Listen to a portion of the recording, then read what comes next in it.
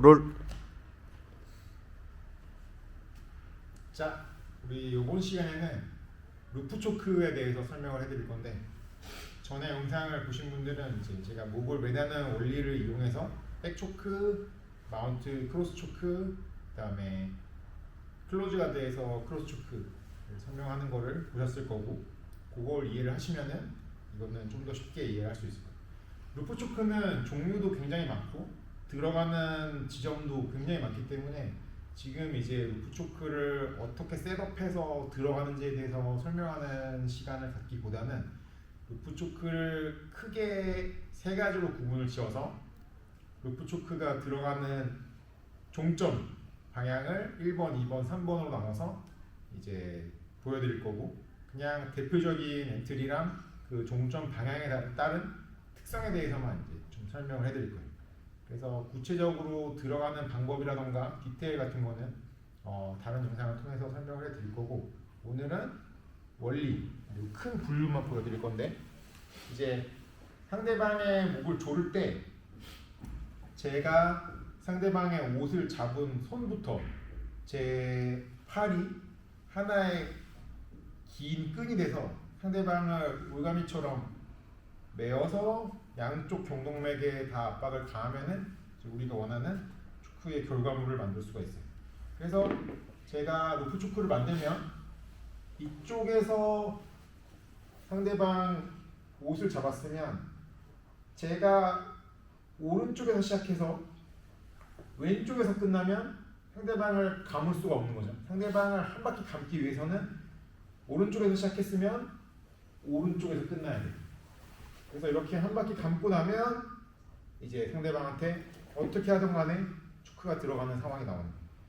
그래서 시점이랑 종점의 왼쪽 오른쪽 방향, 왼쪽에서 시작해서 왼쪽, 오른쪽에서 시작해서 오른쪽 방향이 나오면은 피니시를 할 수 있는데, 이 각도 자체가 어떻게 보세요? 여기서 이렇게 머리 쪽으로 올라올 수 있고, 그냥 일자로 떨어질 수 있고, 엉덩이 쪽으로 들어갈 수 있고, 이렇게 세 가지로 각도를 구분할 거예요. 밑으로 내려가는 방향, 평평하게 가는 방향, 머리 쪽으로 올라가는 방향. 첫 번째로 그냥 이렇게 올가미가 일자로 들어가는 평평한 방향에 대해서 대표적인 모양이랑 특성을 보여드릴게요. 그래서 제일 흔한 방향은 내가 상대방이 나를 가드 패스 하려고 할 때 상대방 머리를 뒤집어 씌우고 사이드를 내주는 모양에서 피니시하는 모양이 이제 평평한 상태에서의 대표적인 케이스고,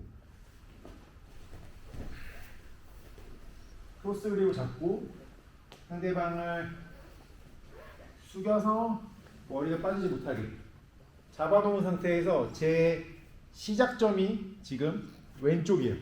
그러면은 제 머리 종점도 왼쪽으로 떨어져야 됩니다. 제가 왼쪽으로 상대방을 잡아놓고 제 머리가 상대방 오른쪽이 돼서 당기면 상대방의 목을 조를 수가 없겠죠. 상대방 머리를 감은 다음에 저도 다시 왼쪽으로 빠집니다. 그러면 제 손이 지금 상대방을 한번 크게 감은 상태가 되고, 이제 제 오른손은 상대방을 감는 데 성공했고 제 머리 위치가 시점이랑 왼쪽 오른쪽이 똑같기 때문에 잘 됐으면, 남는 제 왼손은 상대방이 도울지 못하게 하는데 써주는 거예요. 백초크에서 원리랑 똑같죠. 그러면 제가 제 오른손을 계속 감아서 올린다고 생각하면 상대방이 뱅글뱅글 돌면, 옆으로 돌면 초크가 풀려납니다.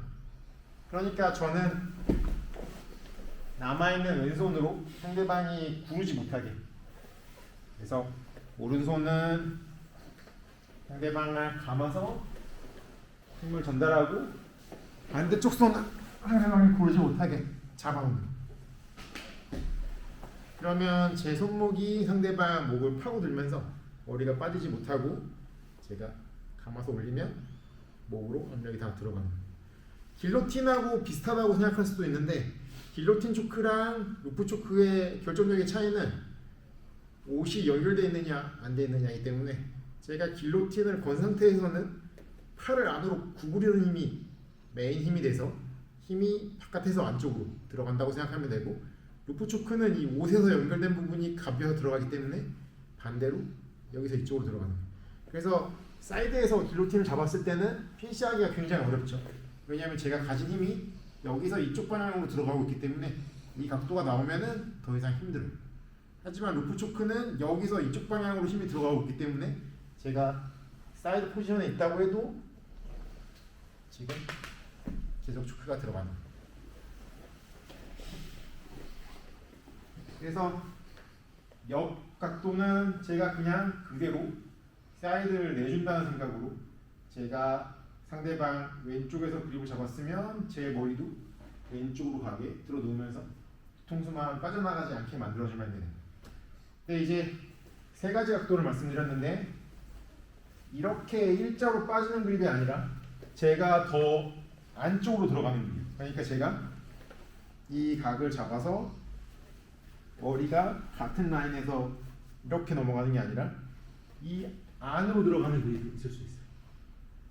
상대방이 터뜨릴 때 제가 안목에서 그립을 만들고 그 다음에 제가 오른손으로 상대방 왼쪽 깃을 잡았으면 제 머리가 왼쪽으로 빠져야지 감길 수가 있겠죠. 여기서 같은 라인으로 빠지는 게 아니라 더 엉덩이 쪽으로 들어가주는 거예요. 제 머리가 상대방 옆구리로 파고들면서 반대쪽 손은 돌지 못하게 잡고 제가 계속 당겨주면 축구가 들어가고, 그래서 손을 잡고 모자라면 다리로 하프가드 끌듯이 다리까지 잡으면서 메어넘기기 하듯이 안으로 들어가주면 제 팔 각도가 안쪽으로 들어가는 각에서 루프가 걸립니다.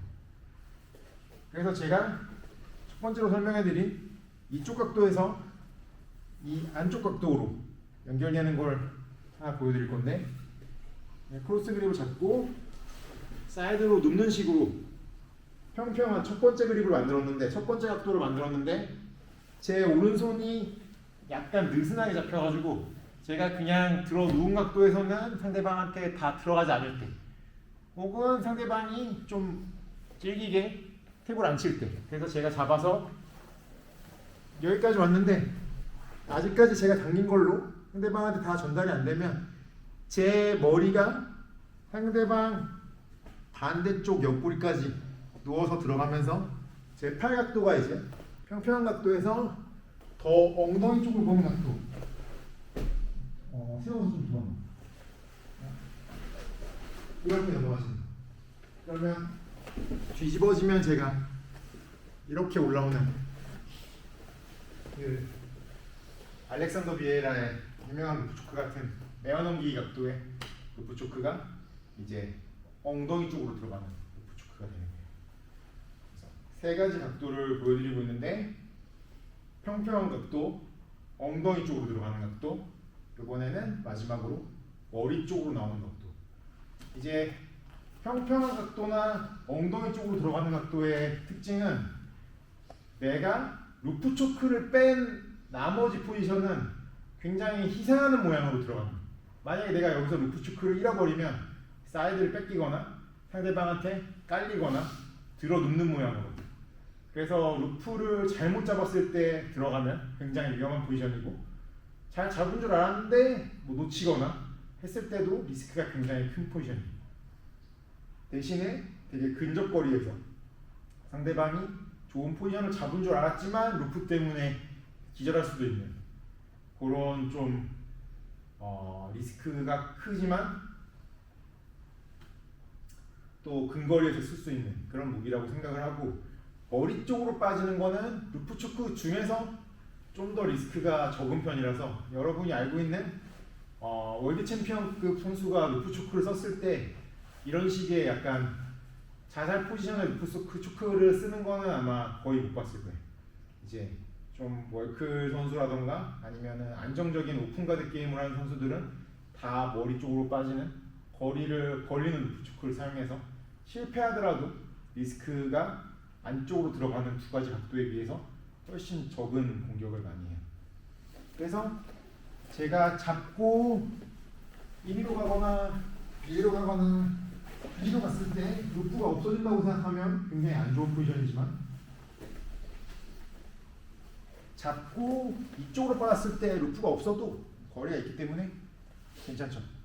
이제 머리 쪽으로 빠질 때 특징은, 제가 루프를 만들어서 팽팽한 끈을 만들어서 이제 이쪽이 아니라 이쪽으로 가야지 상대방을 한번 씌울 수 있는데, 이리로 가면 턱이 빠지면서 루프가 없어지겠죠. 그래서 루프 초크를 만들 때 머리 쪽인 대각선을 만들어주면, 그러면 상대방 머리를 놓치는 상황이 나와요. 그래서 루프 초크를 뒤로 빠지는 방향으로 해줄 때는 이 손이 뒤통수 쪽에서 머리가 빠지지 않게 막아주는 역할을 하는 거예요.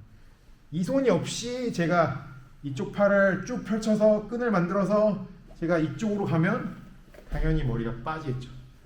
하지만 제가 이 손을 받침대로 집어넣고 그 다음에 팔을 쭉 펴고 이쪽으로 넘어가면 이 팔이 상대방 턱을 놓치지 않은 상태에서 내 몸이 반대쪽으로 넘어갈 수 있게 도와줍니다.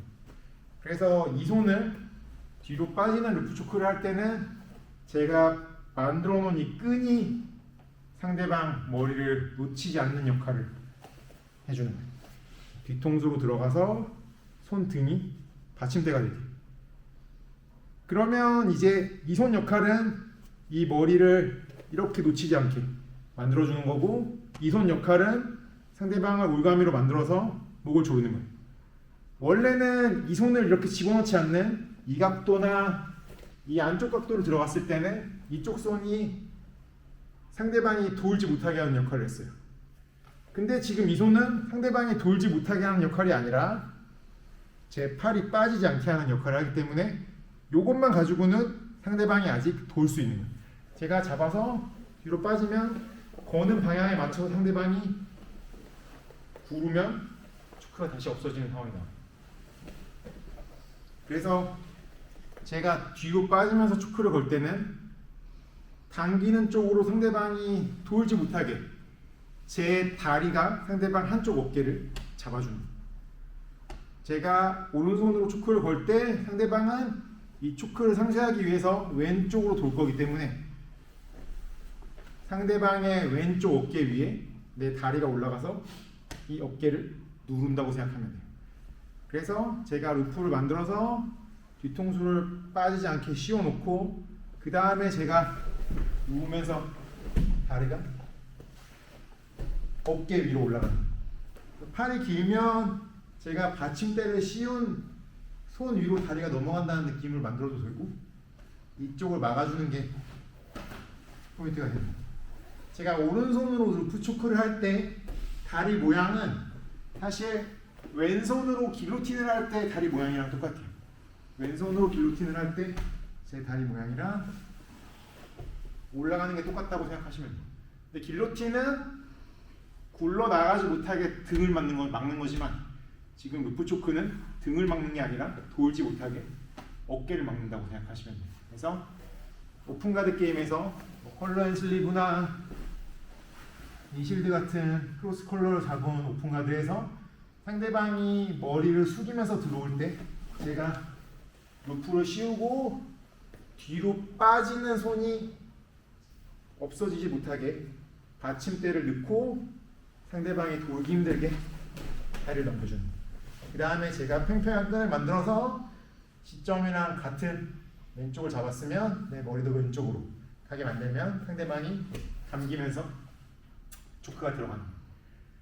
그래서 위쪽, 중간, 아래쪽 이렇게 루프 초크의 구분이랑 특성에 대해서 설명을 해드렸고, 그 다음에 이제 또 많이 나올 수 있는 상황인데 이제 실수를 많이 하는 부분을 하나 보여드리면, 루프를 만들고 손을 집어넣어서 빠지지 못하게 감아놓고 그 다음에 내가 어깨를 막으러 올라가더라도 이것만으로 상대방이 돌지 못하게 하는데 부족한 경우가 좀 있어서 상대방이 돌 때가 있어요.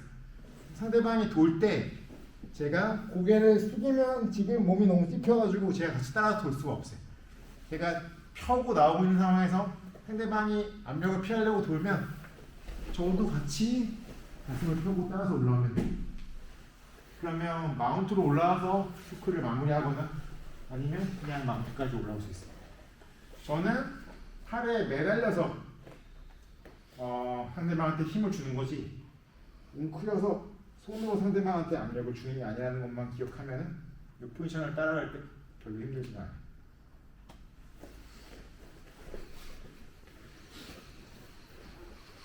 여기까지 루프초크의 세 가지 각도의 대표적인 움직임이랑 특성에 대해서 설명을 해드렸고, 특히 머리 쪽으로 가는 루프초크의 특성이랑 상대방이 움직이는 거를 따라가는 방법까지 설명을 해드렸습니다.